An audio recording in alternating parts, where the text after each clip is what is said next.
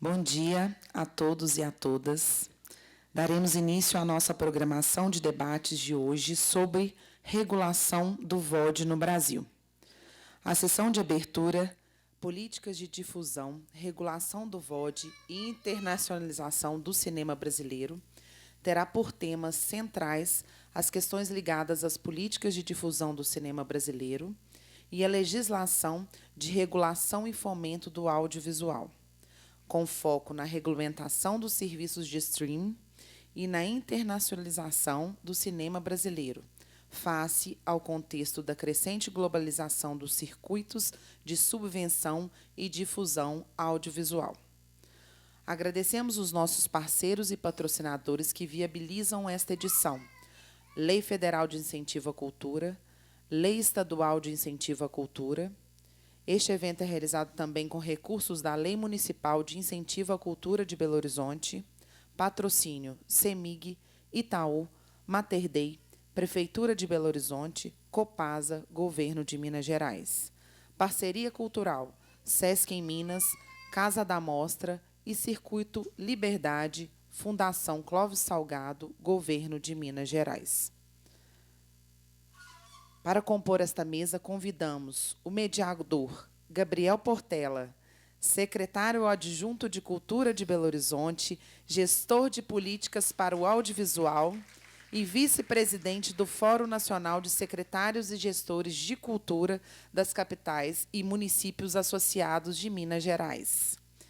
Joelma Gonzaga, secretária nacional do Audiovisual, Ministério da Cultura, Distrito Federal. Débora Ivanov, produtora, diretora do CIAESP, Sindicato da Indústria Audiovisual do Estado de São Paulo, e liderança do Mais Mulheres Cinema do Brasil, São Paulo. Teremos também a participação online de André Araújo, coordenador-geral de difusão da Secretaria do Audiovisual do Ministério da Cultura. O nosso convidado, Juca Ferreira, que estava previsto para esta mesa, teve um compromisso pela manhã e participará da mesa de 16 horas.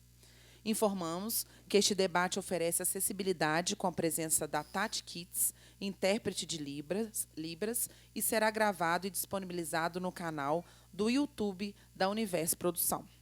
Logo mais, às 14h30, teremos o debate, também a regulação do VOD no Brasil, parte 1, e às 16 horas, parte 2.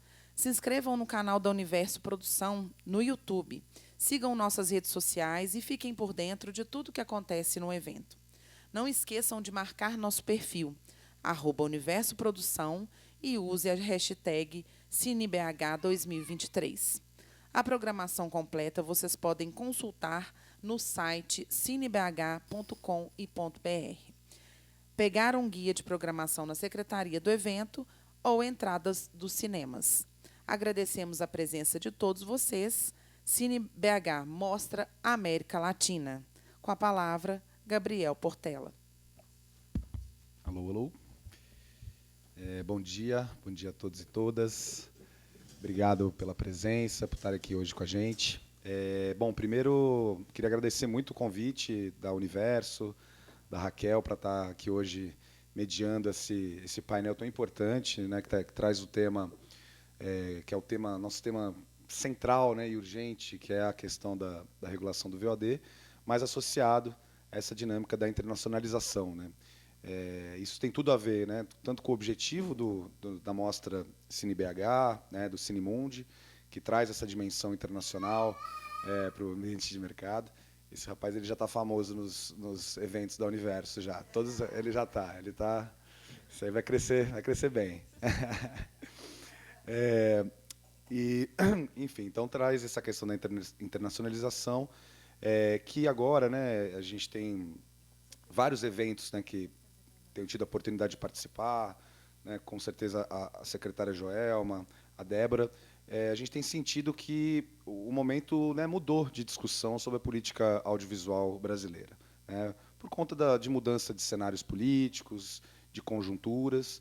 Então, hoje a gente consegue, né, estar aqui, se reunir para poder pensar, né, os grandes desafios, né, um novo ciclo para o nosso cinema e para o nosso audiovisual brasileiro, coisa que antes a gente estava muito ainda numa lógica, né, de contenção de danos, né, de tentar segurar as conquistas históricas que a gente teve nesse período recente, né, nessas últimas 2 décadas.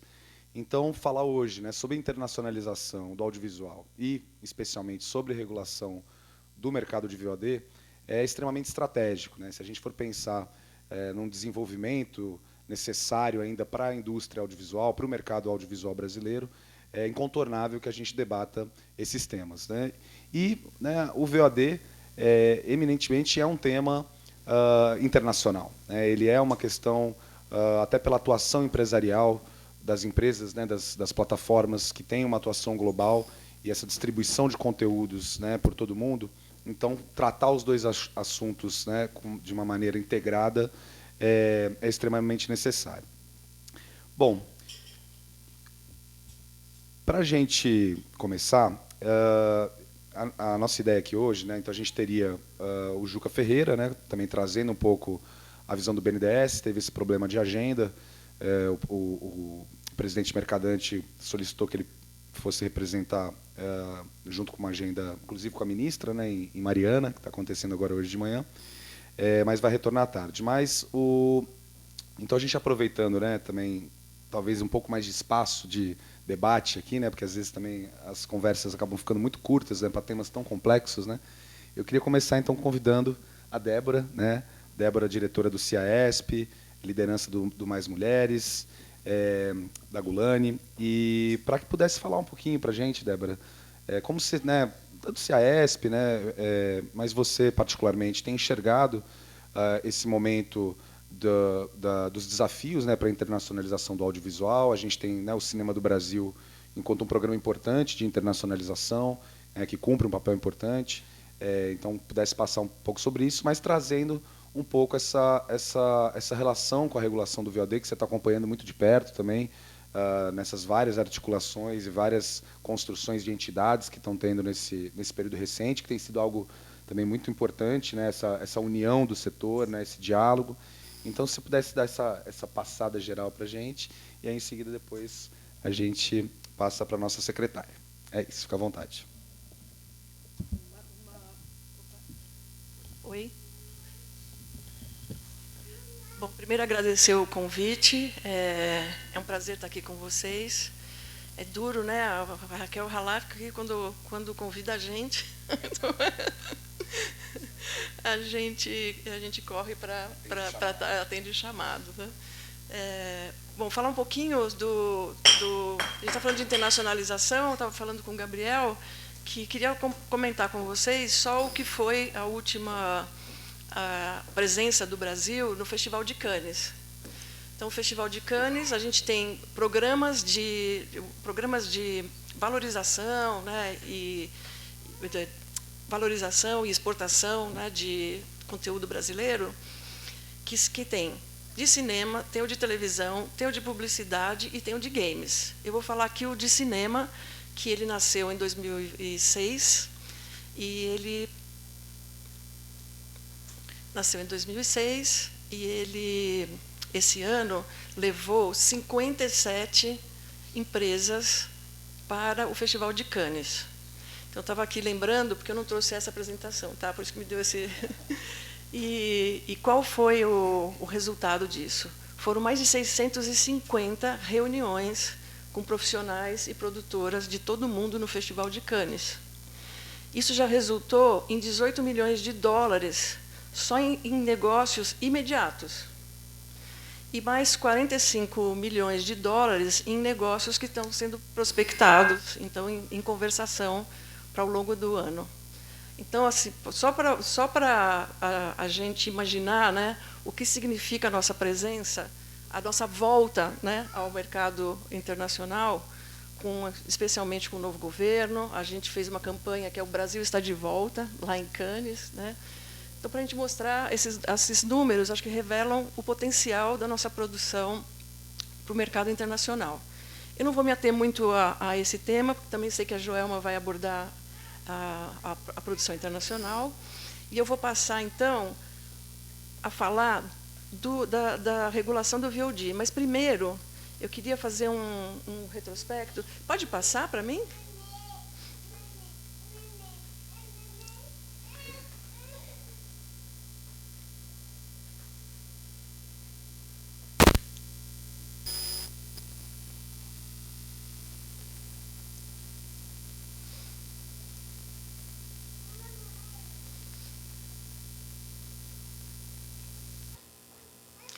Bom, enquanto ele conecta, para a gente falar de regulação do VOD, eu acho importante a gente traçar um cenário também do que a gente conquistou nos últimos 30 anos, para a gente entender o vácuo regulatório em que a gente se encontra hoje.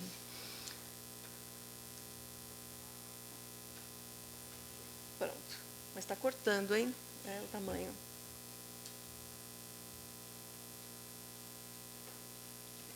Acho que vai dar certo. Acho que vai dar certo.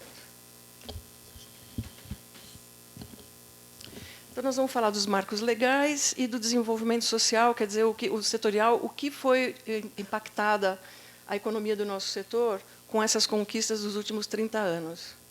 Opa!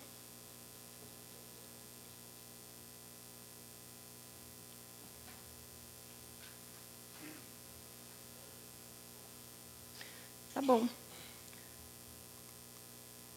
Então, é bom recordar que a gente estava, nesses 30 anos, começou em 1993, com esse marco, que foi a aprovação da Lei do Audiovisual, com alguns incentivos fiscais. 2001, a criação da Ancine, com a MP 2228, e, junto com a criação da Ancine, as condecines, título. Cada obra que a gente exibe comercialmente, a gente paga uma pequena taxa para essa exibição, que é uma condecine, que vai, no futuro, formar o fundo setorial. Em 2006, é criado o fundo setorial e mais alguns incentivos fiscais. E, em 2011, a gente conquista outro grande marco legal, que é a Lei da TV por Assinatura, onde a gente consegue incrementar em, sei lá, 5 vezes mais, 6 vezes mais, os recursos do fundo setorial. Qual é o impacto disso? Eu adoro esse gráfico.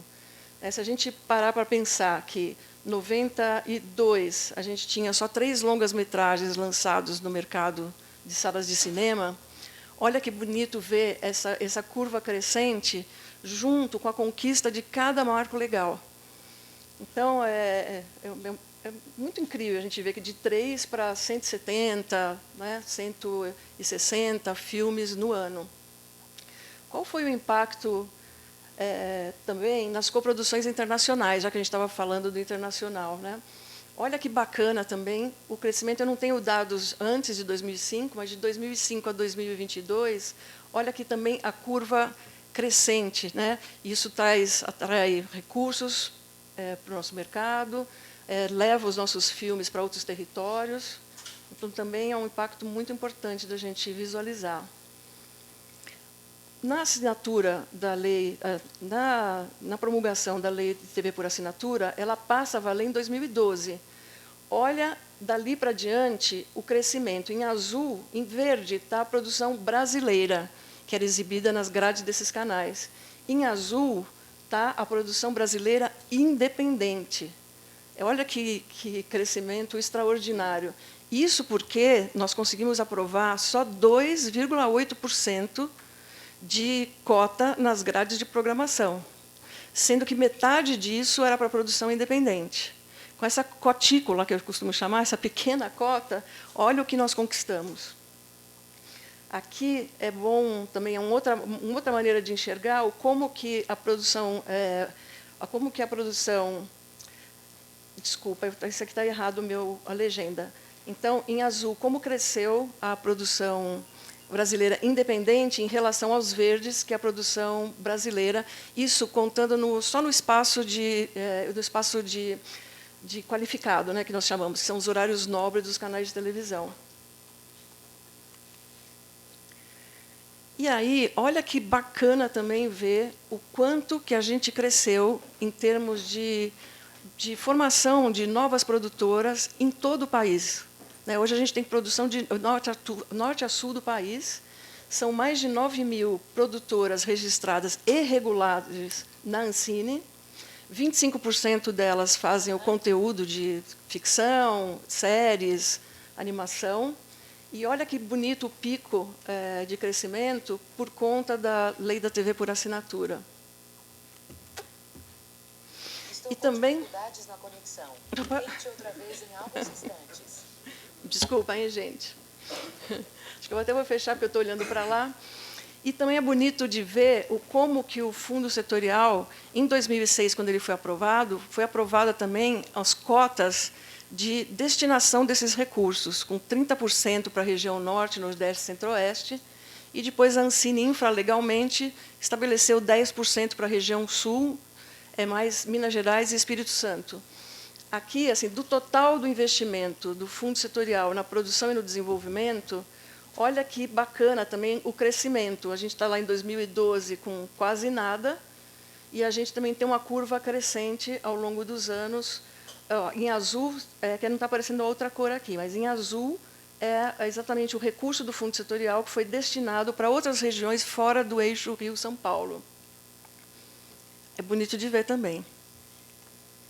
E aí nós vamos falar da regulação do VOD, né, que a gente precisa de um novo marco legal. E aí eu trago para vocês uma matéria que saiu na Forbes em 2021, né, que fala-se do crescimento do streaming no mundo e onde está o mercado brasileiro nesse cenário. Então, a gente tem novos hábitos de consumo, um mercado em transformação, todo mundo migrando, né, todo mundo, principalmente os mais jovens, assistindo conteúdo através das mídias digitais. A gente tem ali na matéria, olha só, em 2021, gente, pandemia, a gente tem uma aceleração brutal do mercado de streaming no mundo, porque as pessoas estavam presas dentro de casa, então era uma grande alternativa de entretenimento as plataformas de streaming. Isso faz com que só em 2021 tenha um crescimento de 26% no número de assinantes das plataformas de streaming. E aí um outro dado muito interessante é que o Brasil está entre os maiores mercados de VOD do mundo. E aí, para não dizer que a Débora está exagerando, eu trago ali, tiro da matéria algumas frases. Ali o CEO da Viacom falando: o Brasil está entre os 5 maiores mercados de vídeo on demand do mundo. E ali também uma frase do CEO da Netflix, falando que o Brasil ocupa o 2º lugar no ranking de assinantes de todo o mundo. Então, nós temos uma importância estratégica para esse mercado em relação à economia do streaming globalmente. Com esse crescimento das assinaturas e desse mercado no mundo, o que se entendeu também? As plataformas viram que era muito bom investir em produções locais, né? Antes a gente tinha muito conteúdo mais americano e um pouco de outros países. Com o streaming, eles passaram a produzir localmente em diversos lugares do mundo. Isso como estratégia também para atrair os consumidores de cada país e também apresentar uma diversidade para os assinantes. Com isso, o Brasil também teve muitos investimentos para a produção, vocês estão acompanhando, e foi muito bom, né? No período da pandemia, gerou emprego, gerou renda, as obras viajaram pelo mundo, né, através das plataformas. Isso foi muito bom, produções realizadas no Brasil. Mas lembrando que são produções estrangeiras realizadas no Brasil. Foi muito bom, mas a gente encontra aqui um vácuo regulatório que todos esses marcos legais, o eixo central é a proteção da propriedade intelectual e patrimonial na mão das produtoras independentes. Significa aquelas que não são vinculadas aos canais de televisão nem às plataformas de streaming. Então, a gente tem, já em 2011, quando a gente aprova a lei da TV por assinatura, é quando chega a Netflix no Brasil, a primeira plataforma. Em 2013, já começam os debates no Conselho Superior de Cinema, Quando eu chego em 2015 na Ancine, o debate já está assim, se desfechando. Foi bonito de ver, sabe, os acordos e tudo mais, para avançar. Mas a gente teve as mudanças todas a partir de 2016 e tudo foi por água abaixo, né? A gente tem uma simetria regulatória que os outros mercados, os outros setores apontam sempre por que o canal de televisão tem obrigações, por que o cinema tem obrigações, e as plataformas de streaming já estão há tantos anos no Brasil e não tem nenhuma obrigação com o desenvolvimento da indústria aqui brasileira. Então, em 2017, é onde a gente tem o primeiro projeto de lei apresentado no Congresso Nacional.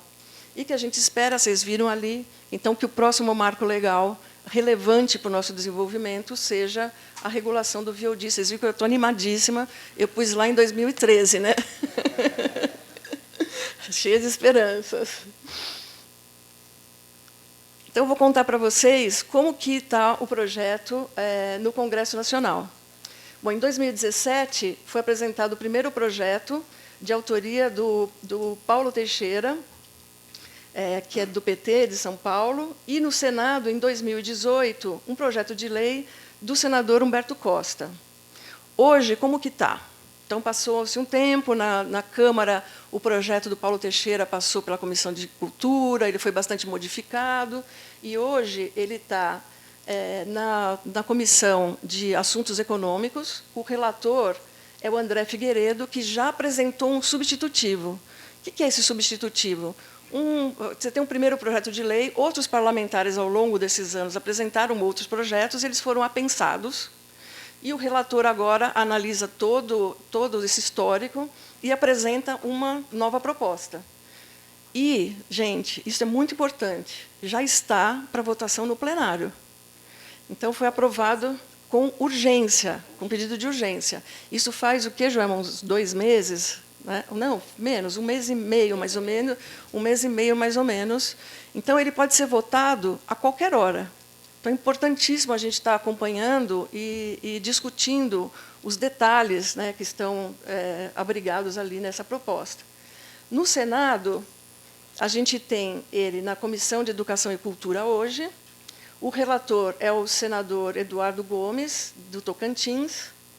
E vocês devem ter ouvido falar, pelas notícias, que a gente teve uma audiência pública na comissão, exatamente com, de um lado, as plataformas, de outro lado, nós, representantes do setor, colocando as nossas prioridades. E, opa! E agora? Pronto. E quais são os pontos fundamentais para a indústria nossa, audiovisual brasileira independente, que a gente quer que esteja nesses projetos de lei? A propriedade intelectual e patrimonial. Elas não estão asseguradas nos 2 projetos de lei que estão tramitando agora. Os projetos falam em produção, investimentos na produção brasileira independente. Não. Investimentos em obras realizadas por produtores brasileiros independentes. Não significa que a obra seja independente, que a gente mantenha a propriedade patrimonial em mão de empresas brasileiras. 2, investimento direto das plataformas.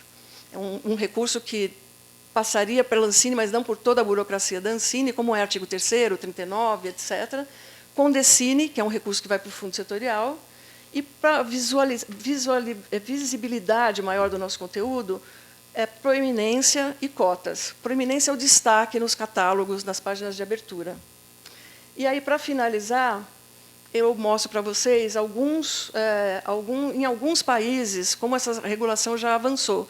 Em toda a comunidade europeia, eles já estão na 2ª onda regulatória. O Parlamento Europeu aprovou diretivas. A primeira, gente, em 2010. Em 2018, eles já fizeram uma revisão e ela está sendo implantada paulatinamente em cada país. Lá, todos os países da comunidade têm que cumprir 30% de cotas de conteúdo europeu. E, dentro dessas cotas, localmente, cada um define o percentual de conteúdo local. Por exemplo, França, 40% dos 30%. Investimentos, olha que interessante, investimento direto, que é o que a gente está pedindo também, França, 20%, e indireto, que seria a nossa Condecine, 5,15%. Itália, 20%, Espanha, 5%, Portugal, somando os dois, 5%. Então, a gente tem excelentes referências para a gente debater aqui no Brasil. Para finalizar, eu queria só compartilhar com vocês que nós formamos uma frente da indústria brasileira do audiovisual independente. Por quê? Nós vimos que a gente precisava unir o setor com as suas principais entidades. As entidades, começou com as entidades que compõem a Câmara Técnica do Audiovisual na Ancine. Elas se uniram, estabeleceram a sua pauta comum e estão atuando conjuntamente no Congresso Nacional, indo às audiências públicas, percorrendo os gabinetes, em diálogo constante com o Ministério da Cultura, para que a gente possa avançar de forma que seja positiva, né, para a produção independente. É isso.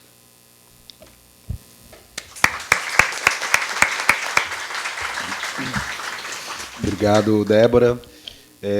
Bom, primeiro dizer que trazer esse histórico, né, acho que é fundamental, porque ele refresca a memória, né, de todos e todas e aponta, né, diretrizes e caminhos para o futuro, né? Não é Foi um ciclo virtuosíssimo, né? Exatamente. E a gente quer continuar, né? Exatamente, né? As coisas, né, chegaram num ponto positivo, não é do nada, né? Então é importante olhar para trás para também a gente poder pensar esses passos para o futuro, óbvio, né? Atualizando, repensando, avaliando os acertos e erros do passado.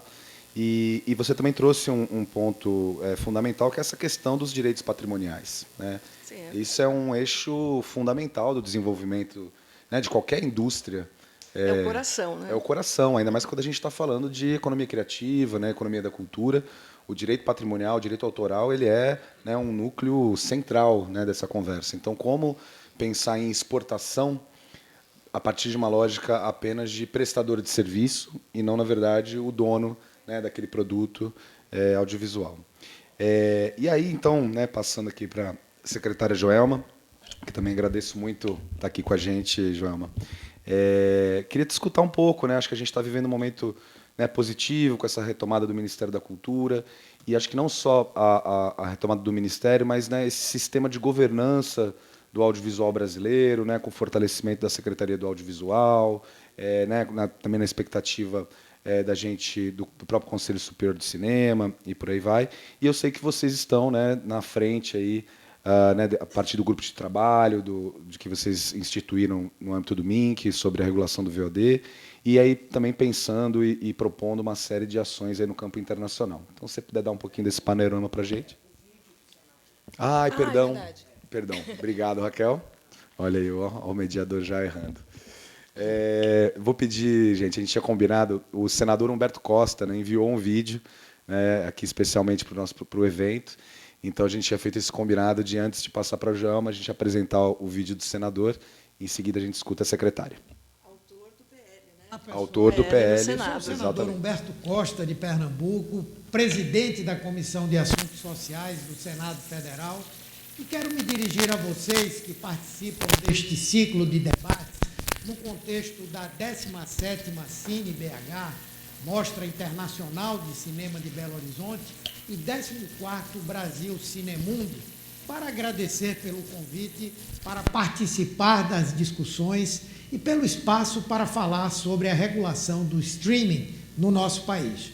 Infelizmente, não pude estar aí presencialmente, em razão de compromissos de agenda, mas não podia deixar de trazer uma palavra sobre um tema tão importante quanto esse. No Senado Federal, eu sou o autor de um projeto sobre comunicação audiovisual sob demanda e a Condecine para o setor. O Brasil é o segundo país que mais assiste a filmes no mundo. 65% da nossa população consomem essa produção por streaming, um segmento que em 5 anos, segundo as projeções, superará os próprios meios convencionais da radiodifusão nacional. E tudo isso acontece num limbo, na ausência de regulação para essas empresas de vídeo sob demanda, que não têm as mesmas obrigações da TV aberta e outros serviços de assinatura, como condições de distribuição de conteúdo brasileiro e contribuição ao seu fomento. Hoje, o audiovisual nacional participa de menos de 1% do streaming, e as produções independentes estão em pior situação ainda. Então, o meu projeto é pautado em 4 eixos. Primeiro, uma contribuição ao mercado nacional de audiovisual por parte dessas empresas. Segundo, o estímulo ao consumo de títulos brasileiros, impondo condições de priorização de títulos nos mecanismos de busca e de seleção.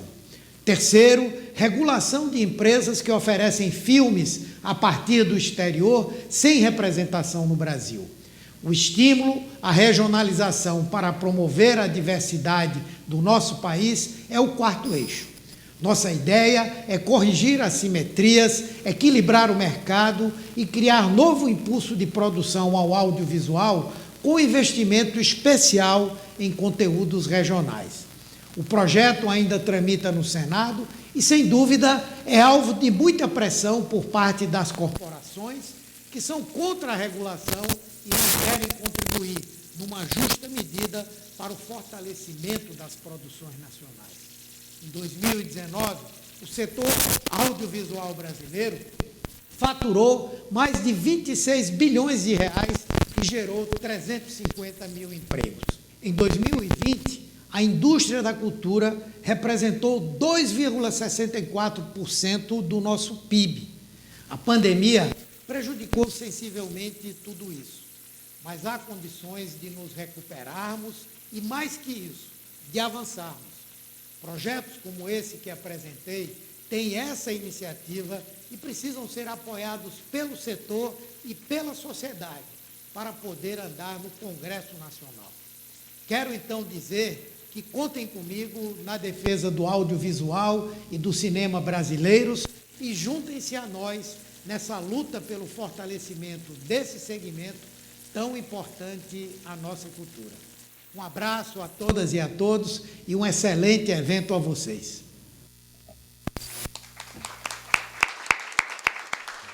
Alô? Só antes de passar, que realmente vale esse destaque para a atuação do senador Humberto Costa, né, que tem sido realmente um grande parceiro e muito sensível nessa pauta do audiovisual, não só a partir de uma lógica corporativista, né, dos interesses do próprio setor, mas de um entendimento que o audiovisual pode ser, de fato, uma economia cada vez mais importante para o país e daí a importância da gente ter um pensamento de soberania nacional em torno dele. Então, passando aqui para a nossa secretária, fica à vontade, Joelma. Bom dia a todos e todas. É um prazer imenso estar aqui na mesa com você, Débora, Gabriel. Obrigada, Raquel, pelo convite. Eu sou, né, acho que vocês sabem, sou muito fã do Cinemundo, já tive aqui, né, enquanto produtora. Bom, eu vou começar falando da internacionalização. No decreto que recompõe o Ministério da Cultura, na parte da SAVE, veio também uma demanda de internacionalizar o nosso audiovisual. Essa também é uma diretriz do presidente Lula, ele fala muito disso, da gente se reconectar, né, com o mundo, pensar em novas conexões, e a nossa ministra Margarete também pauta e demanda muito isso da gente. Eu comecei o ano, inclusive, assim, em março, reunindo com a Apex, com Itamaraty. Temos um grupo de trabalho, né, que já vem dialogando bastante, que é a Apex, Itamaraty, através do Instituto Guimarães Rosa, e SAVE. E eu lembro que, numa das primeiras reuniões, o Adam, que ele até não está agora, ele foi para Londres, não está mais no Itamaraty, a gente fez uma conversa de começar de imediato a entender, isso nem é atribuição da SAVE, mas eu acabei me metendo nisso também, de ver como é que estão nossos acordos de coprodução, né, quais precisam de atualização. Nós temos muito acordo de coprodução que, né, ainda tem alguns que é de 88, só prevê a janela de cinema, não é audiovisual, enfim. E da gente projetar, até o final do governo Lula, quantos acordos mais a gente podia ter. Acho que hoje a gente deve ter, em média, de 24. Falou assim, se a gente conseguisse dobrar essa média, já seria um grande marco. Bom, pela SAVE, esse ano, algumas ações de internacionalização a gente começou em abril, né? Eu fui com a comitiva do presidente para Portugal, e lá nós voltamos para o CPLP, que é a Comunidade dos Países de Língua Portuguesa. Eles têm um fundo de audiovisual que o Brasil sempre aportou recurso, né? Esse ano também a Angola aportou recurso, e isso estava parado desde 2018, o recurso de Portugal aportado, e eles tentando um diálogo com o Brasil, e, obviamente, a última gestão não teve interesse.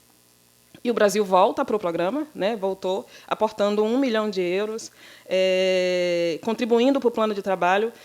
O Brasil não só voltou para o CPLP, como tomou a frente do plano de trabalho, né, junto aos 9 países. A gente deve lançar em breve os editais. Esse programa vem com algumas inovações, né?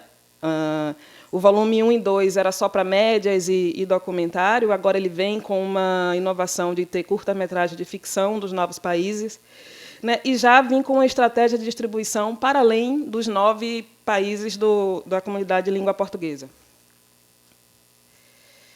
Ainda sobre as ações de internacionalização, o Brasil volta também para a RECAM, né? Que é a Reunião de Autoridades Cinematográficas do Mercosul. Inclusive, o Brasil, esse semestre, é o presidente pro tempore.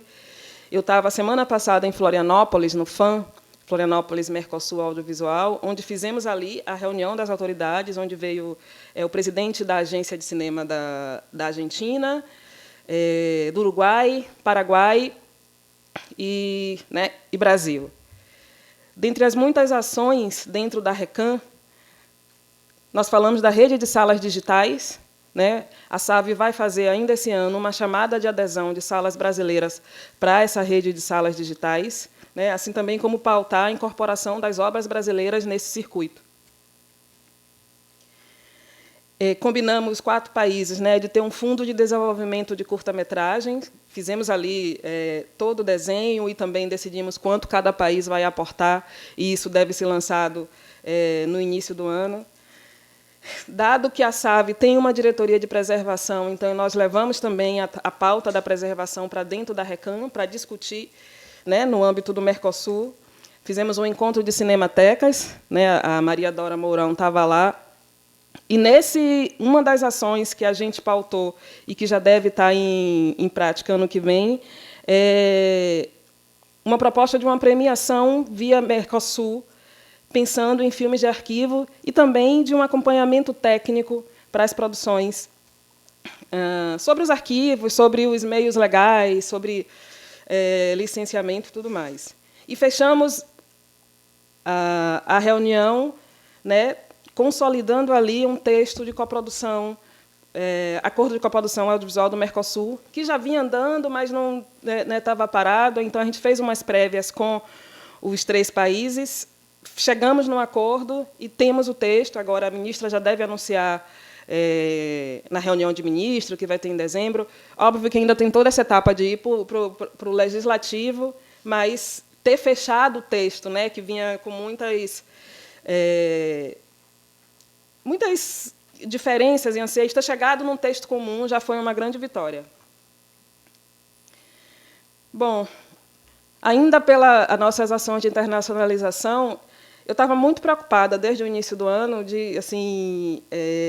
tem chegado muito para a SAV, muito, né, pedidos de apoio, né, para frequentar festivais, mostras, enfim. O programa da Ancine não volta esse ano, né, não voltou e só deve voltar ano que vem, e não dava para a gente terminar o ano sem ter nenhuma iniciativa nesse sentido. Pensando nisso, a SAV vai anunciar dia 6 agora, isso é spoiler, inclusive, um programa de internacionalização que ele vem com 2 linhas. Uma que é Pensando em Formação, é um programa que a gente desenhou pensando em atender, sobretudo, os alunos da Escola de Cinema de Cuba. Nós temos hoje lá na escola 24 alunas que estão sem nenhum subsídio, nenhum amparo legal, enfim, correndo o risco, inclusive, de não conseguir continuar no curso. Essa linha, que é voltada para a formação, vai atender essa demanda. É um edital de fluxo contínuo, os alunos vão ter, a cada semestre, se inscrever, mas, assim, a prestação de contas é desburocratizada, não tem grandes dificuldades, e eles vão, a bolsa garante o semestre dele inteiro. Então, assim, era uma coisa que a ministra tinha me pedido assim que eu cheguei: vamos resolver a situação de Cuba. A gente tentou de todas as formas, mas não tinha uma justificativa jurídica. Não estávamos encontrando ali a melhor forma, encontramos agora, reunimos com a escola, foi muito, muito bom, reunimos com os alunos, eles já estão sabendo, eles já estão assim, ansiosos, né, para esse próximo passo. E a outra etapa é justamente para a circulação de talentos brasileiros no exterior. Né? Como eu falei, a gente está com essa vacância de não ter voltado o edital do Ancine, né, e diariamente chegando para a gente muita pedido de apoio. E também é frágil. Assim, a gente até conseguiu, por exemplo, para Cannes, fazer uma pequena ação com o Itamaraty, mas aí você tem que descentralizar um recurso para o Itamaraty. São maneiras frágeis juridicamente, não dava para ser. Então, a gente foi estudar um mecanismo e chegamos nesse edital de fluxo contínuo, abre dia 6, ele vai garantir, aí, pelo menos, até fevereiro do ano que vem. Em fevereiro a gente abre outro, mas, pelo menos, os editais, os festivais desse ano, mais Berlim e Roterdã, que é no início do ano, e o resultado, a seleção sai ainda esse ano, vai ter alguma cobertura. Então, se preparem, que dia 6, eu e a ministra estamos lançando o programa. Ainda sobre internacionalização, a gente vai ter, como vocês devem estar sabendo, e acho que existe uma ansiedade para isso, o novo Conselho Superior de Cinema deve tomar posse em breve. Né? Quero explicar o porquê da demora. O Conselho do Bolsonaro venceu em junho. Né? Em maio, eu fiz uma iniciativa de pedir a todas as entidades do Brasil indicação de listas tríplices para essa composição. E, paralelo a isso, a Casa Civil precisa fazer um decreto, né, voltando o Conselho para a gente. Tem algumas inovações nesse Conselho. Uma que a gente convidou o Ministério dos Direitos Humanos para dentro do Conselho Superior de Cinema, né, e eu fui revisitar o decreto, a lei que criou o Conselho Superior de Cinema, e lá tem uma coisa que me chamou a atenção, que é que esse Conselho pode propor legislação. Isso não estava nos últimos decretos, e também não é uma coisa que, historicamente, o Conselho Superior de Cinema fez. E eu solicitei isso para a Casa Civil. E aí eles disseram, bom, se você quer propor legislação, você precisa ter a AGU. Então, a gente teve que entrar em toda uma discussão e debate com a AGU, né, deles virem para dentro do Conselho Superior de Cinema, porque o que a gente discutia ali de legislação já sai com o respaldo da AGU. Isso todo mundo ganha. Então, e aí foram muitas idas e vindas, muitas discussões. Enfim, já estávamos para a assinatura do presidente quando o Ministério do Planejamento, que tinha dito que não ia para o Conselho Superior de Cinema, me procurou falando que, não, pensamos melhor e voltamos atrás, acho que a gente deve, sim, estar no Conselho Superior de Cinema, que a gente tinha convidado eles, dado que eles cuidam do orçamento e tal. E aí, gente, volta todo o processo. Não sei se vocês conhecem o rito da administração pública, né? Refazer todo o decreto, passar por 1000 instâncias, mas, enfim, ele deve ser anunciado em breve. Está só esperando a assinatura do presidente. Esse conselho ele vem com algumas inovações. Uma delas é que eu convidei a Embratur para dentro do conselho para atuar como convidado. Ele não é uma cadeira votante, né? Não tem direito a voto, mas ele pode tocar grupos de trabalho, né? E pode participar dos debates sem direito a voto. Conversei com o Marcelo Freixo. Ele ama audiovisual, acho que todo mundo aqui sabe. Ele quer fazer muita coisa com audiovisual e turismo, ele achou muito bom.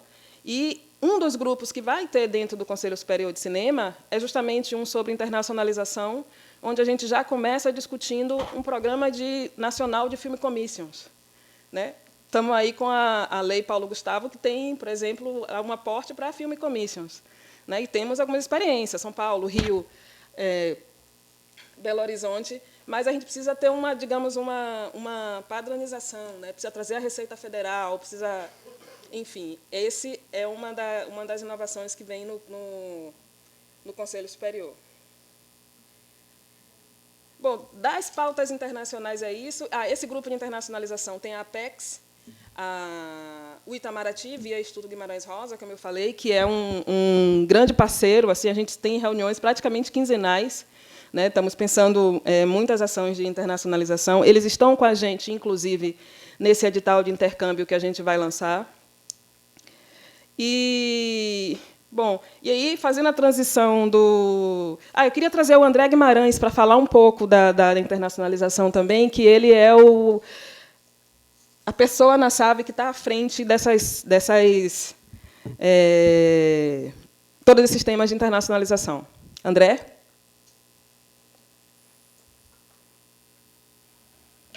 Vocês me ouvem bem, gente? Bom dia.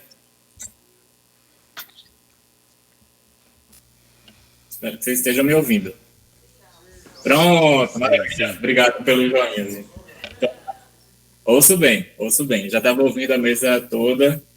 E, enfim, minha dúvida era só se vocês me ouviam. Então é isso, gente. Prazer estar aqui com vocês no Brasil Cinemundi.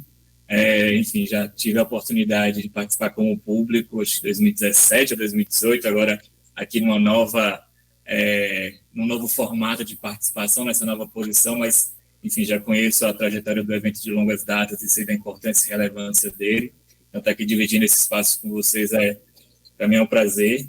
Enfim, estar também compartilhando esse espaço com o Gabriel, com Débora, com Joelma, né? A gente se vê pouco, né, Joelma, aqui nos corredores da SAVE, mas é sempre bom estar compartilhando essas ideias com vocês. Vou só retomar alguns pontos que a secretária já compartilhou com todos e todas, né? E, lógico, antes de continuar, agradecimento super especial ao Universo Produção. Raquel, obrigadíssimo pelo convite, para poder também estar aqui compartilhando nesse momento, a partir da própria fala que a secretária já trouxe de forma bastante completa. E aí eu vou só me permitir fazer alguns complementos, alguns adendos em relação a alguns tópicos que a secretária já trouxe, tá? Especialmente pensando nessa perspectiva, assim, de protagonismo, de uma retomada do protagonismo do MINC nesse processo de internacionalização também. E aí, logicamente, que a gente entende que a gente não está só ocupando vazios, mas também tendo um papel propositivo em relação a que ações priorizar, que territórios priorizar, isso de forma dialogada com as ações institucionais do Ministério como um todo, né? Nossa primeira grande ação, como a secretária Joana pontuou, foi o anúncio realizado pela ministra Margarete Menezes lá em abril sobre a retomada do CPLP audiovisual. O aporte efetivo para essa edição do programa é de 2.250 mil euros, sendo 1 milhão aportado pelo Brasil, 1 milhão por Portugal e 250 mil euros por Angola, né? A gente está no processo agora de reavaliação da proposição, porque até então, antes do Brasil anunciar sua retomada ao programa e também Angola anunciar o seu aporte, o desenho que estava sendo pensado, a terceira edição do programa CPLP Audiovisual, era apenas com o aporte de Portugal. Então, era um desenho muito mais... era de menor porte, né? Então, o que a gente está fazendo justamente agora é atualizar essa versão do programa a partir dessa proposição anterior realizada por Portugal e retomando algumas linhas da primeira edição do CPLP Audiovisual de 2014, mas também propondo fortalecer algumas linhas, como a secretária bem pontuou. A linha de circulação, de produção, apontando para outros formatos, a distribuição internacional e, especialmente, a formação. Vincular o CPLP Audiovisual com uma forte dose de formação e capacitação. E é algo que a gente deve, se tudo der certo, o cronograma for continuado da forma como a gente está pensando, esses editais novos devem ser anunciados, ser lançados no início do ano que vem. Pelo menos essa é a perspectiva até o momento.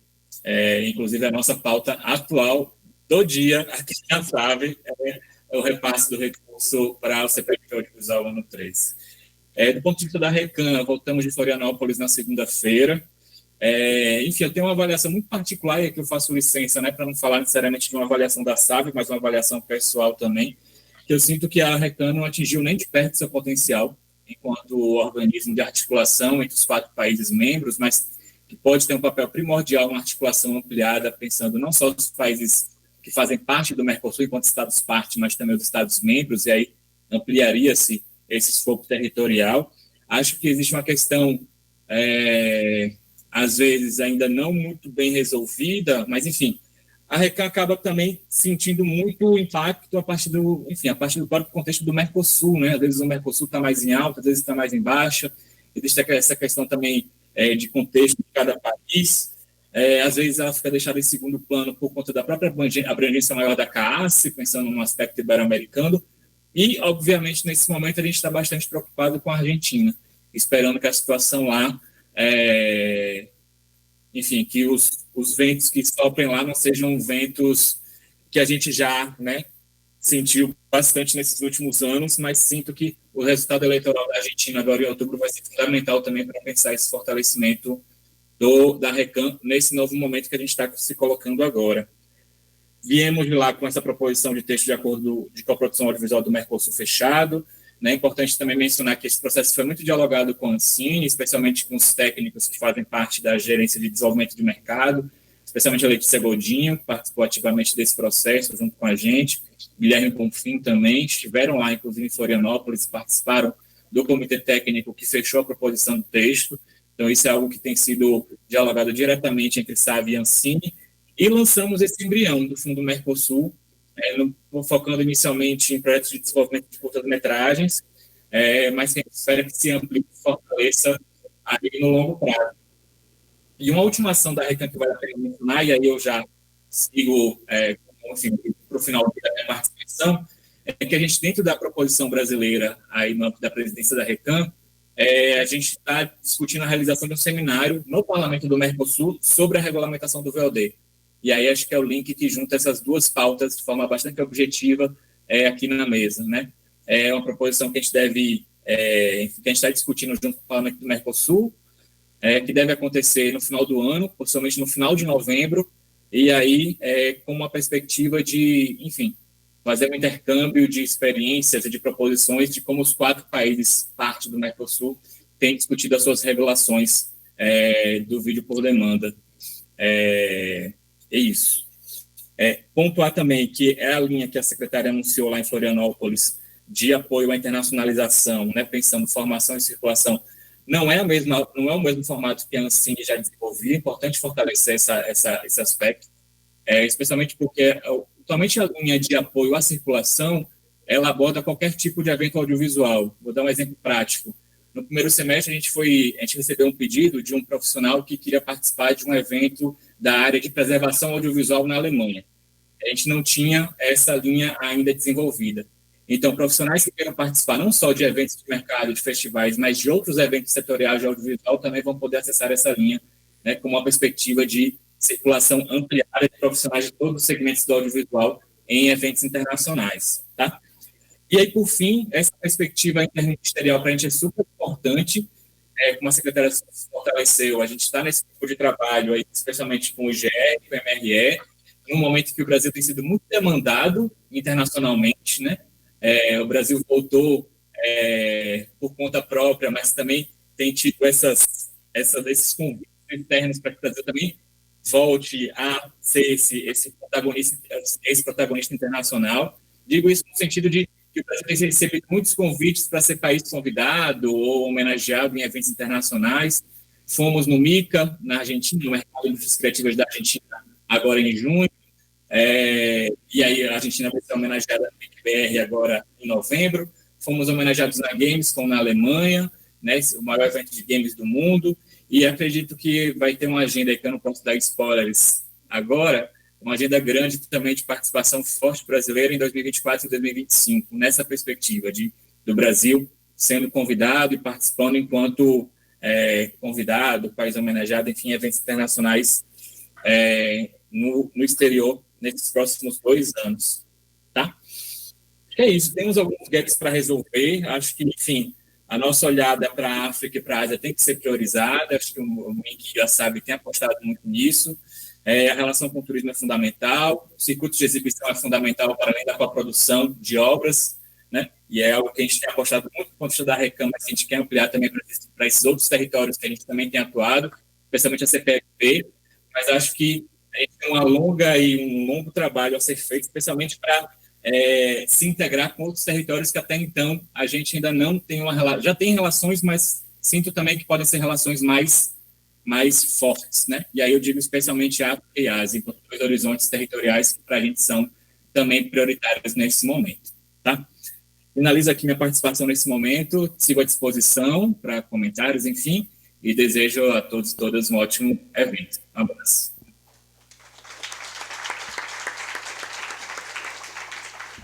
Obrigada, André. Bom, bem lembrado pelo André, né? A gente vai ter essa audiência sobre VOD no Mercosul, onde vamos eu e o senador Humberto Costa, senador, né, enfim, é um dos nossos principais parceiros. E aí, já indo para o VOD, queria contar aqui uma coisa um pouco curiosa que aconteceu essa semana, que eu até comentei com o Gabriel. Na segunda-feira, eu fui procurada pela MPA, né? A gente fez, durante o grupo do VOD, conversamos com eles sobre a regulação do VOD, eles são frontalmente contra, fizemos 3 reuniões, não tem diálogo. Mas aí, curiosamente, a Andressa Papas me procurou na segunda, que ela soube que eu vou para o AFM, em Los Angeles, com uma proposta de eu visitar os estúdios da MPA e com um canto dos cisnes, digamos assim, de que não vim aqui para discutir regulação do VOD, mas eu vim aqui para a gente falar de um grande, sei lá, de atração de investimento, de grandes produções para o Brasil. Tá, ficou um climão porque eu ficou um climão porque eu neguei o convite. Não vou em Los Angeles visitar os estúdios da MPA. E ela, o tempo todo, desgarrava essa coisa de trazer investimentos e grandes produções para o Brasil da regulação do VOD, e eu trazia para ela que as duas coisas estão juntas, né? Que um programa de investimento para o Brasil não pode ser assim, apenas prestação de serviços, né?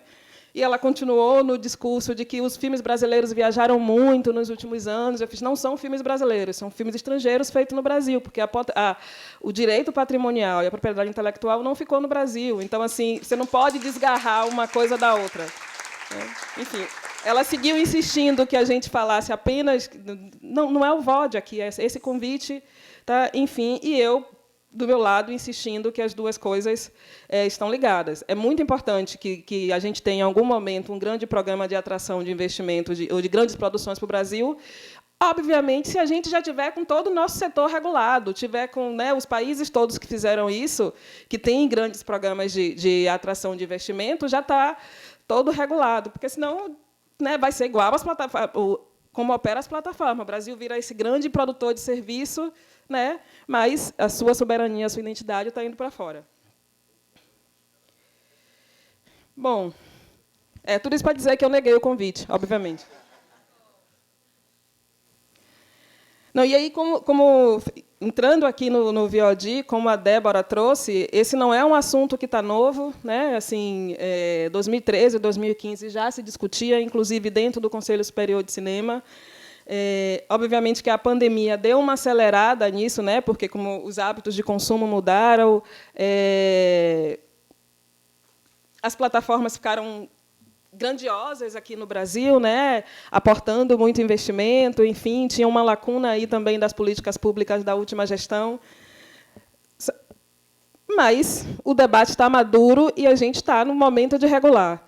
Eu, inclusive, reuni nos últimos 2 meses e meio com várias plataformas de streaming, né, para conversar, e eu começava a minha fala sempre falando assim: a gente vai regular, gente. Fato. Não, a conversa aqui não é para discutir se a gente vai regular, fato. Assim, isso tem acontecido no mundo todo. Falta acontecer no Brasil. E aí o MINC instituiu um grupo de trabalho que, durante quase 3 meses, se debruçou em estudar a regulação do VOD no mundo e pensar uma regulação adequada para o Brasil. Esse grupo foi liderado pela SAVE, tinha também a Secretaria de Direitos Autorais do Marco Souza, que é parceiro, acho que muita gente conhece aqui, é muito parceiro do audiovisual, a Ancine, a Conjur, né, assessoria jurídica do Ministério, e a Secretaria Executiva, né, o secretário Márcio Tavares. E contamos com a contribuição da FIBRAVE, né, eles estiveram junto com a gente todo momento no GT, trazendo contribuições do que eles entendem que deve ser uma boa regulação para o Brasil. E esse GT ele entregou para a sociedade um relatório com as recomendações do Ministério da Cultura do que a gente vai defender de uma boa regulação audiovisual para a indústria do Brasil. está disponível no site do MINC, para quem quiser acessar. E eu queria passar aqui para vocês os principais pontos, né, desse relatório, que, inclusive, a Débora já trouxe também.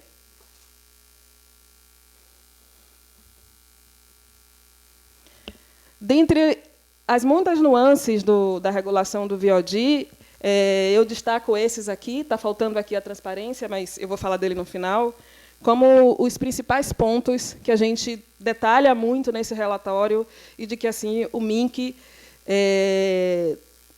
vai defender arduamente até o final, né? Os direitos autorais, como eu já falei, cota de catálogo, proeminência, ações afirmativas, Condecine e investimento direto. Eu sempre começo falando do direito autoral e patrimonial. Inclusive, na audiência pública, eu abro a minha fala, uma das primeiras coisas que eu falo é que, assim, né, para começar esse diálogo, para a gente avançar nesse debate, a primeira coisa é que assim, é inegociável que o direito patrimonial e a propriedade intelectual não esteja com o Brasil, né? Tenho dito isso em todas as reuniões. A gente tem feito uma frente de articulação política muito grande, Senado, Câmara, Casa Civil, né? E eu sempre começo falando disso. A política baseada no desenvolvimento da produção brasileira independente precisa assegurar o direito patrimonial e a propriedade intelectual no Brasil. E isso é inegociável. Inegociável.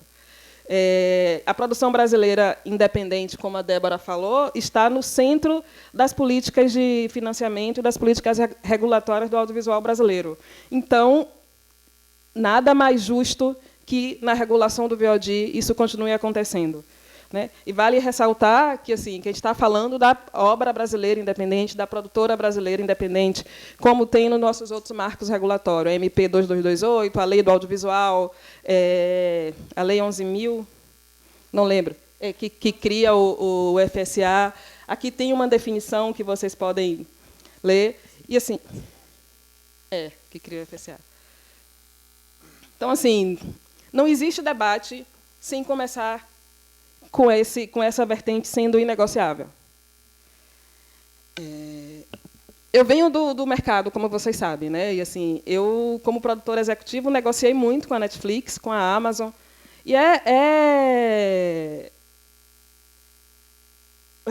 os produtores brasileiros estão deixando a alma com essas plataformas, né? Não existe nenhuma flexibilidade. É uma relação abusiva, preciso dizer, assim, é abusiva para o produtor, é abusiva para os atores. Tem muito caso de atores tendo crise de ansiedade, crise por causa da relação ali com o streaming.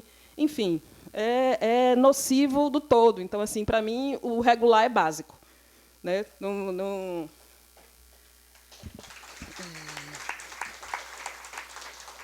Pode passar? Quem está passando? Foi. Um outro ponto amplamente defendido no nosso relatório é a cota de catálogo, né? Aqui eu trouxe o exemplo desses 3 filmes. Na audiência pública, inclusive, eu fiz uma provocação que né, o Retrato Fantasma do Kleber é o filme que vai possivelmente representar o Brasil no Oscar, estamos torcendo. O Marte 1, né, do Gabriel Martins, e o Noites Alienígenas, do Sérgio. Você imagina esses filmes não terem destaque nas plataformas de audiovisual do país que ele é produzido, né? Assim, parece óbvio, mas não é. Você imagina você procurar o filme O Retrato Fantasmas nas plataformas e ele não está ali nas cotas de catálogo. É isso que a gente quer evitar.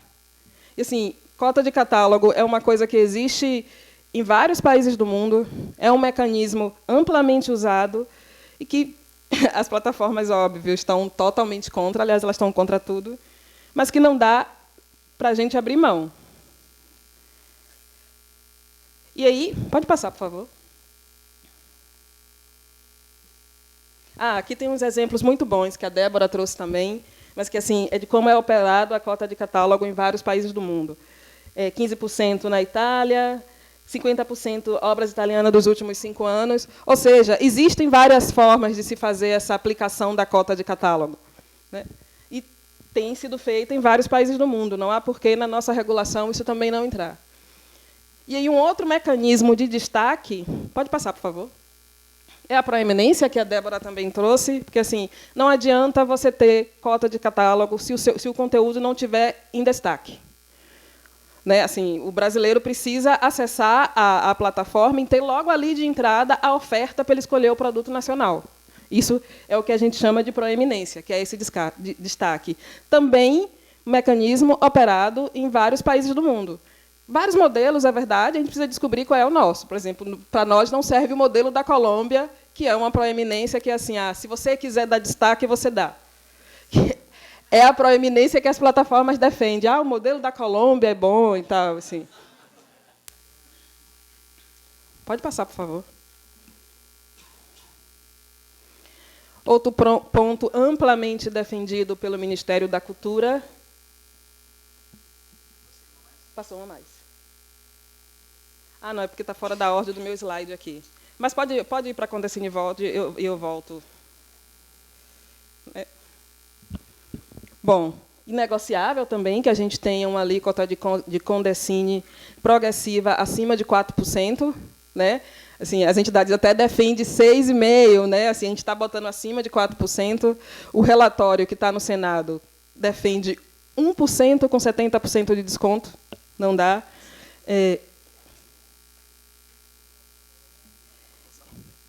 Pode. E o que acontece, assim, a França, por exemplo, a alíquota de Condecine lá é 5,5%. A Espanha, 5%. Portugal, 4%. Assim, não está em consonância com as práticas do mundo. Não existe, não tem argumentação para a gente defender ou aceitar uma cota de Condecine de 1%. É 4% para cima. Pode passar. Bom, e aí temos as ações afirmativas. Né? Assim, marco regulatório do VOD precisa contemplar uma política de promoção da equidade no audiovisual, ancorado em 3 vertentes: acessibilidade, regionalização e diversidade. Né? Acessibilidade, que assim, a nossa Constituição diz que todo conteúdo cultural deve ser acessível a todos os cidadãos brasileiros, sem distinção. A regionalização, porque assim, nós precisamos assegurar uma estruturação em grande escala, olhando com atenção para todas as regiões do Brasil, respeitando, obviamente, as vocações locais. Né? O Brasil é continental. A Débora trouxe aqui. Uma política que não contemple a regionalização, olhando de forma detalhada, ela vai ser falha e vai ser desestruturante. Né? Assim, a gente já tem aí um déficit que acontece. Isso é uma coisa que não dá para a gente permitir num novo marco regulatório. E diversidade, obviamente, precisamos que a diversidade de gênero e étnico-racial seja contemplada de norte a sul do país. Nossa pluralidade precisa ser respeitada e fomentada. Então, assim, e aí, pode passar, por favor. Eu trouxe o evento, o Marte 1, como exemplo, porque assim, o Marte 1 é o exemplo de uma política afirmativa descentralizada que trouxe muitos resultados. Né? Tem distribuição no mundo inteiro. Foi o representante do Brasil para o Oscar, para concorrer a uma vaga do Oscar do ano passado. É fruto da política da primeira edital afirmativo da SAV. É feito em Minas Gerais, né? FAMES, né?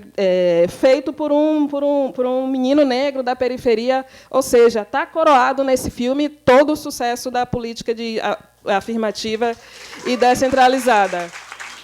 E eu trago sempre ele como exemplo. E ganhou 8 prêmios, há pouco mais de um mês, no Grande Prêmio do Cinema Brasileiro. Assim, foi o principal laureado. Sem políticas que garantam esse tipo de produção, elas não vão acontecer. Então, assim, a gente não pode também, no marco regulatório do VOD, não olhar para essas questões. O marco regulatório do VOD precisa contemplar ações afirmativas dessa forma. Assim, não tem como negociar isso. Pode passar, por favor. Bom, obrigação de investimento direto, também amplamente operado em várias frentes do mundo. Aqui a gente defende que 10% do faturamento bruto anual vá para produtoras brasileiras independentes e também que esses recursos vão para atividades para além da produção. né? A gente está estudando uma forma de que uma parte desse recurso vá para a formação, para a preservação, para a difusão. Isso está amplamente defendido no nosso relatório. E um último item que não está aqui, sim, a transparência, né? Assim, claro que isso é básico, uma vez que vai regular, vai se ter dados, mas hoje nós não temos base de dados dessas plataformas que operam no Brasil. A gente pesca coisa que, às vezes, é lançado na mídia sem fonte confirmada. E, assim, até para que a gente possa aferir como é que está sendo o resultado da política pública, a gente precisa ter dados. Assim, e o Ministério da Cultura tem feito absolutamente tudo baseando as políticas em dados, boas práticas e evidências. Então, assim, não dá para a gente não ter transparência de dados na regulação do VOD. E aí, para concluir, como a Débora falou, tem 2 projetos de lei tramitando. O de autoria de Paulo Teixeira, que o deputado André Guimarães vai relatar. A gente já teve acesso ao relatório, todo mundo tem acesso a esse relatório. Estamos no amplo debate com ele, né, para mudar esse relatório, porque é um relatório que não nos atende. E, por outro lado, no Senado está o PL do Humberto Costa, que foi rejeitado, apensado o PL do Nelsinho Trade, que é desastroso, e o relatório do senador Eduardo Gomes, como substitutivo, que é esse, que é assim, 1% de Condecine com 70% de desconto, sem proeminência. Também estamos num diálogo forte com ele para mudar esse relatório. Ele tinha se comprometido com a gente, com as audiências públicas, e, de fato, aconteceu. Débora participou, eu participei. E se comprometeu com o MINC de assim, não votar mérito sem consenso com o Ministério da Cultura, que isso é o mínimo. Existe uma pressão pesada da radiodifusora, que todo mundo sabe qual é, e das outras plataformas. Para dar um exemplo para vocês, segunda-feira pela manhã eu fui reunir com a equipe do deputado André Figueiredo, né, levando as contribuições para o substitutivo. A reunião com ele estava marcada para 10h30. Quem estava lá antes era o Bechara, da Globo. Né? Assim, com aquele jogo, não, vamos conversar, vamos entender se secretária, não dá para essa regulação. Com o arcabouço fiscal que está vindo aí, a gente vai pagar muito imposto. Enfim, então, vai ser pesada a briga, já sabíamos, mas o MINC está numa articulação política muito forte. Os líderes, as lideranças do governo estão muito atualizadas da situação. O senador Randolph, o senador Jacques Wagner, o Zeca Figueiredo. A gente já tem já fizemos umas 2 conversas com a Casa Civil, através da Secretaria de Relações Institucionais do ministro Padilha. Eles também já estão bem atualizados. Então, assim, o governo vai defender a melhor regulação que atenda à indústria brasileira. Não dá para a gente pensar nas plataformas, embora eles estejam lá com um lobby pesado. Eu até soube que eles criaram uma frente agora, né, para o VOD. Já conversamos umas 2 vezes com a Netflix, com a Amazon, com a própria MPA, e, assim, até agora não tem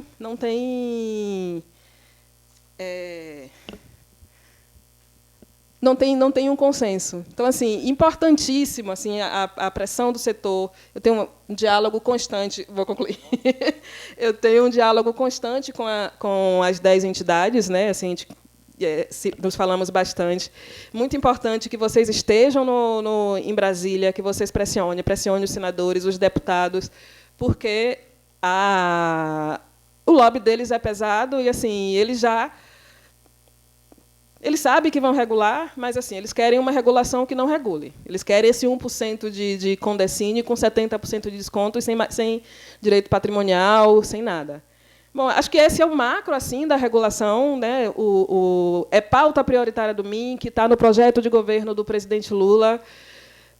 A gente espera que aprove ainda esse ano, para que a gente, né, veja resultados ainda dentro dos próximos 4 anos, mas, assim, é uma tarefa árdua, dura e com muitos interesses. Mas é isso, estamos aqui para brigar. Obrigado, gente.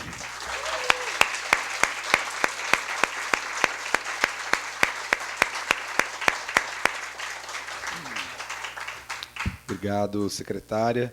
Bom, primeiro celebrar todos esses anúncios, né, em relação à internacionalização, né, essa postura de fato, reconectar o Brasil com o mundo e a partir do audiovisual é extremamente estratégico, né? Então, realmente, celebrar. Obrigado pelos spoilers dados aqui também.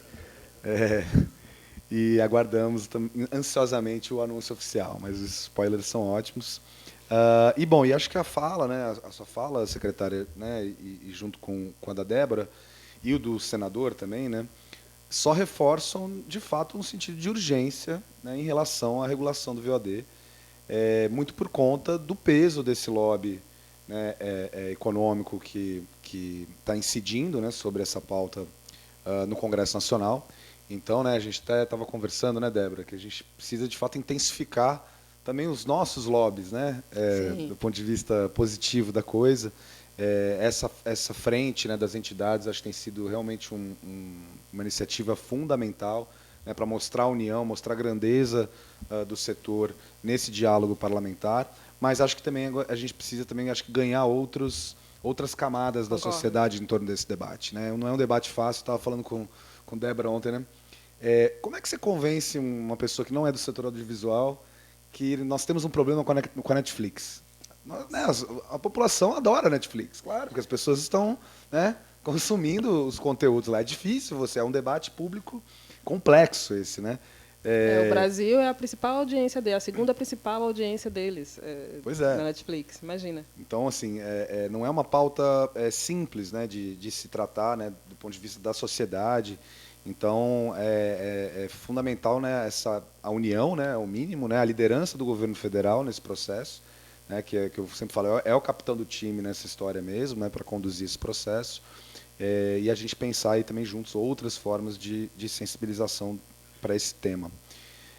Bom, a gente ainda tem alguns minutos, e eu acho que valeria a pena a gente abrir. Posso estar em tempo, Raquel? Está tranquilo? Eu pensei em abrir pelo menos umas 2 perguntas, para a gente ainda fazer uma rodada final aqui, aproveitar a Débora e a Joelma. Eu vi o Mário ali levantando a mão, e a colega ali também levantando a mão. Então, eu vou pedir, não sei se o microfone, como é que faz, ou se não precisa de microfone. Está sendo gravado. Então, primeiro para o Mário aqui, na plateia. Aí eu acho que eu vou fazer as duas perguntas, e aí acho que a gente responde logo. Pode ser? Então, tá. Bom dia, vou ser rápido, porque o horário está pegando. Bom, em primeiro lugar, parabenizar a mesa, né? Eu acho que as falas, tanto da Débora quanto da secretária, foram muito ilustrativas, muito ricas, com informações bastante claras do cenário que a gente está vivendo nesses dois, dessa questão que tem essas duas cabeças, né? Internacionalização e regulação do VOD. Então, primeiro, parabenizar. Especialmente parabenizar a secretária, que hoje trouxe aqui uma série de excelentes notícias. Acho que essa quinta-feira de Oxóssi mandou as flechas todas na direção correta. Então, saravá para a senhora, maravilha, estamos juntos. Agora é o seguinte, eu acho que essa regulação do VOD, essa batalha pela regulação do VOD, ela também é uma oportunidade muito grande, não só de disciplinar esse segmento tão importante e estratégico que tem aí nas nossas vidas, mas também, exatamente no fortalecimento que a gente pode alcançar nessas grandes batalhas, nós temos aí uma oportunidade de fazer uma série de arrumações na nossa política, não é? E pensando nessas arrumações, todas as outras pautas, porque a regulação do VOD é a regulação da cota de tela, ela enfim, acentuar, não é, o combate, não o combate, mas, enfim, a busca, não é, de resposta a essa assimetria imensa que o nosso setor audiovisual vive. Eu vejo aí regionalização, as políticas afirmativas, etc., que vão nessa direção. Então, acho que este é um momento onde tudo isso precisa ser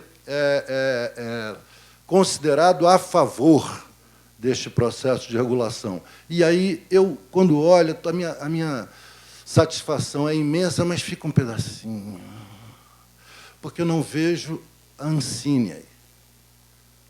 A Ancine não está nessa mesa. E o papel que a Ancine tem para operar essas transformações que a SAV vem inspirando no seu discurso, o governo Lula, etc., etc., a gente sabe que é fundamental. Então, a minha pergunta, rapidinho, já me estendi mais do que eu queria saber, tanto do ponto de vista das entidades dos produtores, quanto da secretária, o que vocês estão enxergando, neste momento, no reaparelhamento e na readequação da Ancine para este momento tão auspicioso que a gente está construindo. Obrigado, Mário. Vamos já encaminhar a segunda pergunta e aí a gente volta aqui para as nossas convidadas. A minha pergunta também é para a Ancine. Se pudesse se apresentar. Meu nome é Cláudia Santos, Obrigado. sou produtora e diretora. Na gestão da Débora e da gestão do Manuel Rangel, eles deram muito apoio aos pequenos e à internacionalização das empresas pequenas. A minha empresa foi uma das que teve esse acesso. E eu queria saber, agora de novo para a Ancine, o procedimento vai ser desburocratizado, como era antes, e focar nos pequenos, que somos muito? E a segunda, uma pequena observação é sobre a Apex. A Apex faz perguntas, depois que você recebe o dinheiro, muito personalizadas, muito pessoal. Então, por exemplo, eu fui para a França, para um evento na França, eles me perguntaram na casa de quem você ficou, o que a pessoa fazia, qual a função, qual a sua relação com a pessoa. Esse tipo de pergunta nos questionários da Apex, que eles obrigam a gente a responder, invadem as nossas privacidades. Parabéns, viu, a todos. Obrigado. Posso passar para você, Débora, primeiro? Bom, eu vejo a Ancine se recuperando do baque dos últimos anos. Lembre que não foi só o governo Bolsonaro, foi TCU também questionando todo o processo da Ancine mais simples, que tinha sido aprovado por um decreto da presidente Dilma em 2014. Então, isso criou um tumulto, né, dentro da agência, e junto com o governo Bolsonaro e junto com a pandemia, a gente tem ali um cenário de muita dificuldade. Vejo a Ancine no grupo de trabalho, que o MINC formou, colaborando também. Agora, a gente está vendo claramente o protagonismo no MINC, né? E a Ancine dando o apoio e executando as políticas públicas, né? E essa questão toda da burocracia, que eu já emendo, estamos trabalhando. As nossas 10 entidades, o FIBRAF, está analisando, já analisou todas as INs, já fez a sua contribuição, está atrás de continuar o diálogo para as questões principais que atravancam a nossa produção do dia a dia, que isso daria uma outra mesa, né? E a gente acredita que vai melhorar. Mas lembrando, gente, que a Ancine não faz todas as regras. Ela está dentro da administração pública. Então, a gente não vai conseguir uma coisa tão afável assim para a gestão dos recursos públicos. Você tem a CGU, que é a Controladoria Geral da União, você tem a Advocacia Geral da União, e você tem o TCU, que é o Tribunal de Contas da União. Todos eles interagem com a Ancine, assim como interage com o MINC, com o Ministério da Educação e etc. Então, a gente tem uma desburocratização a superar, mas a conquistar, né? Mas a gente entende também que não vai ser exatamente como a gente gostaria. Sobre a Apex, fiquei curiosa de saber, né? Vamos falar sobre isso. E aqui, para encerrar minha fala, porque acho que a gente já está terminando, né? Convocar vocês, aqui a gente sabe que tem muitas lideranças do setor aqui de Minas Gerais, convocar vocês para que conversem com seus parlamentares aqui do Estado, senadores e deputados, levando essa pauta. O FIBRAV vai procurar sintetizar num documento pequeno para colaborar com esse diálogo, para que a gente possa sensibilizar os nossos parlamentares, e assim em cada estado, para que a gente tenha uma votação favorável a nós, e não uma favorável, ou não uma regulação que, na verdade, não é uma regulação, né? Sim. É só um engano que eu gosto, né? Uhum. Então, é isso. Obrigada.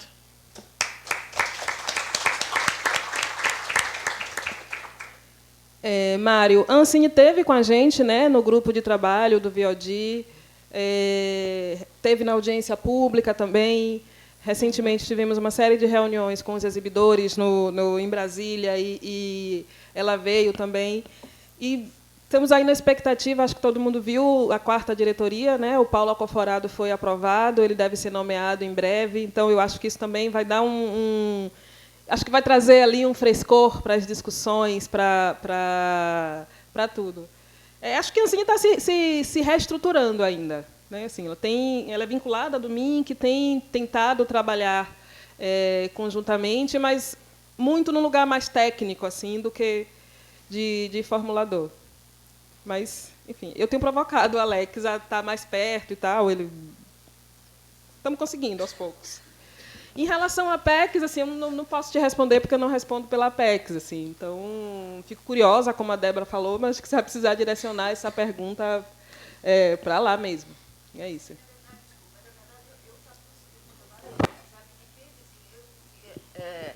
Todas as vezes, eles fazem pergunta muito pessoal. Então, se eu vou para a França, vou para a Inglaterra, vou para os Estados Unidos, muitas vezes eu não preciso do dinheiro total da Apex, eu fico na casa de pessoas que eu conheço. Agora, saber a informação das pessoas que estão me oferecendo moradia, onde eu fui comer, o restaurante que eu fui, isso é muita invasão de privacidade.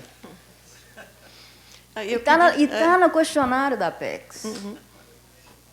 Queria também complementar aqui uma informação de que é importante, agora a gente está muito focado nas cotas de tela e na regulação do VOD, que a gente também se atente paralelamente a um projeto de lei, que é um projeto de lei que vai regular os projetos culturais, especialmente em relação à execução orçamentária e prestação de contas.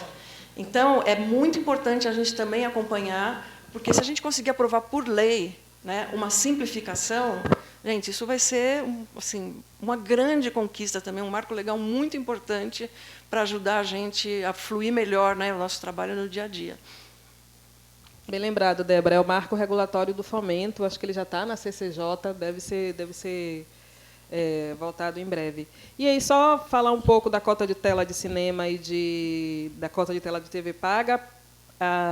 O relatório do senador Randolph já está na Câmara e deve ser votado semana que vem, a TV paga, e a deputada Jandira também reapresentou o projeto do Marcelo Caleiro com o substitutivo dela, que deve ser votado semana que vem. Só, então, os últimos minutinhos, gente, o Fiuza estava pedindo também para fazer uma consideração, aí a gente faz aqui as palavras. É só para ter um esclarecimento para a nossa amiga, que ela direcionou perguntas para a Ancine. A Ancine não está presente na mesa. Né? Então, Débora, eu acho lindo, mas Débora não está representando a Ancine, não é funcionária da Ancine. Então, é só para a gente esclarecer que a Ancine não está na mesa para poder fazer a devida contestação e resposta. Tá? Obrigado, Portela.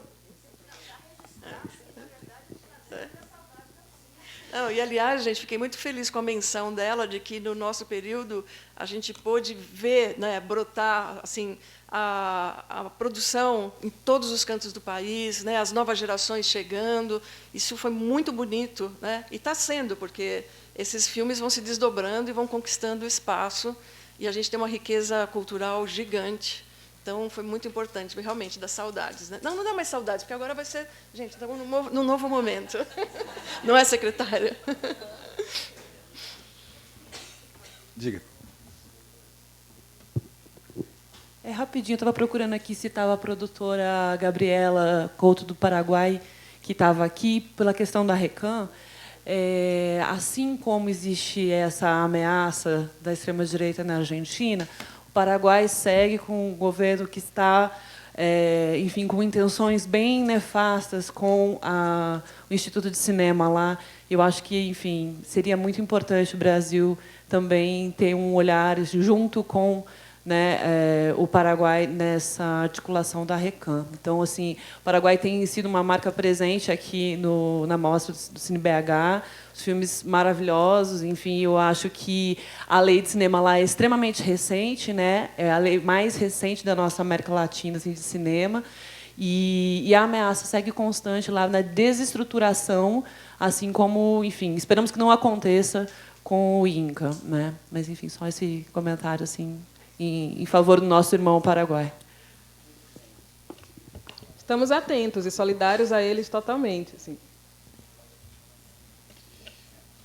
Bom, gente, então acho que chegamos aqui ao final do nosso debate, do nosso painel inaugural. Queria agradecer muito, Débora, Joelma. Para mim foi um prazer, um privilégio estar aqui escutando vocês, aprendendo, a gente poder ter essa troca.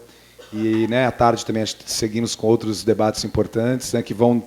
Acho que hoje, agora esquentou um pouco a conversa para os desdobramentos aí a partir da tarde. Então, obrigado a todos e todas, e a gente se vê nesses dias.